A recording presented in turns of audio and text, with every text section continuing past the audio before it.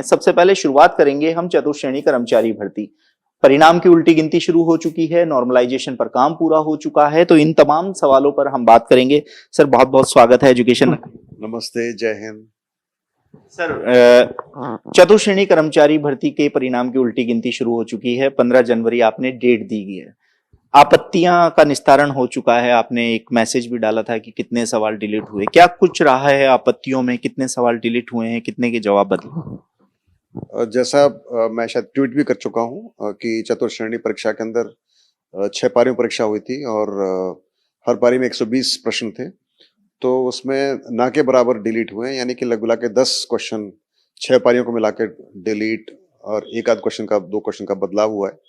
तो बहुत ज्यादा तब्दीली नहीं है। हर पेपर में एक दो या 2-3 सवाल का डिलीट या बदलाव होने का है।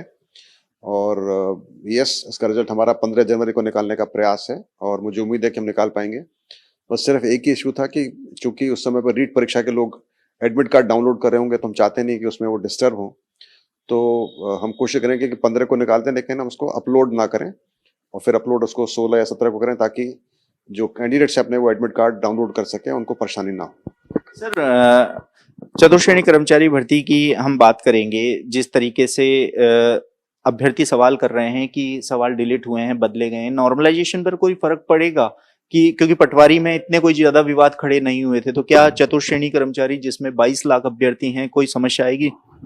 देखिए, आप इस बात को समझिए कि नॉर्मलाइजेशन जो प्रक्रिया है वो बनी इसलिए है कि हर पारी के अंदर जो भी उसकी स्टेटस हो, उस पारी का, डिफिकल्टी का, इजी लेवल का या मीडियम लेवल का, उसका ध्यान रखा जाए। तो जब क्वेश्चन डिलीट होता है या कोई बदलाव होता है, तो वो भी उसमें सम्मिलित हो जाता है। यानी कि वो एक इंक्लूसिव प्रक्रिया है जिसके अंदर जो नॉर्मलाइजेशन करती है शिफ्ट्स का। तो जो भी आपकी डिग्री ऑफ डिफिकल्टी रही हो या आपकी पारी में कोई क्वेश्चन डिलीट हुआ हो या क्वेश्चन बदला हो, उस सब को वो संज्ञान लेते हुए नॉर्मलाइजेशन प्रक्रिया की जाती है।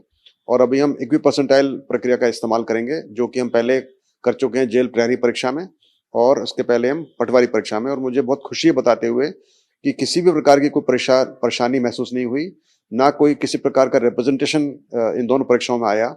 और जैसा नाम से जाहिर है कि इक्वी परसेंटाइल, यानी कि हर पारी की परसेंटाइल ली जाती है और इक्वलाइज करके ली जाती है।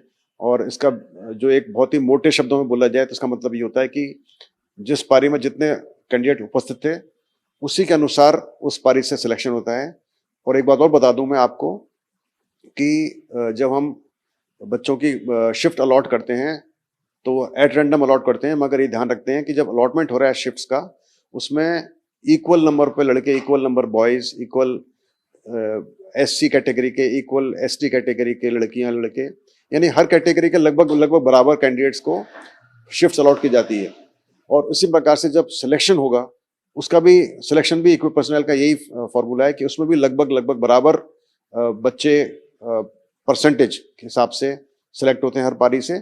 और उस पारी के अंदर भी लगभग लगभग सेम परसेंटेज एससी लड़के, एससी गर्ल्स, ईडब्ल्यूएस लड़के, जनरल कैटेगरी जो भी है, उस सब का लगभग बराबर रिप्रेजेंटेशन होता है। तो ये बहुत ही बेहतरीन प्रक्रिया है, ये वेल एस्टेब्लिश प्रक्रिया है, जो कि आईएसआई ने सजेस्ट की थी एनटीए को, करेक्शन एसएससी को, और हमने भी उसको अपनाया था।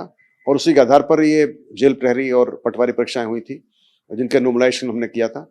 और इसी माफिक हम चतुर्श्रेणी के अंदर नॉर्मलाइजेशन करेंगे। मुझे पूरी उम्मीद है कि सभी कैंडिडेट्स इसको समझेंगे और किसी प्रकार के उनको कोई पीड़ा या उनको कोई कंफ्यूजन या परेशानी इससे नहीं होगी। सर चतुर्श्रेणी कर्मचारी भर्ती में एक मांग पुरजोर तरीके से उठी थी पद वृद्धि की।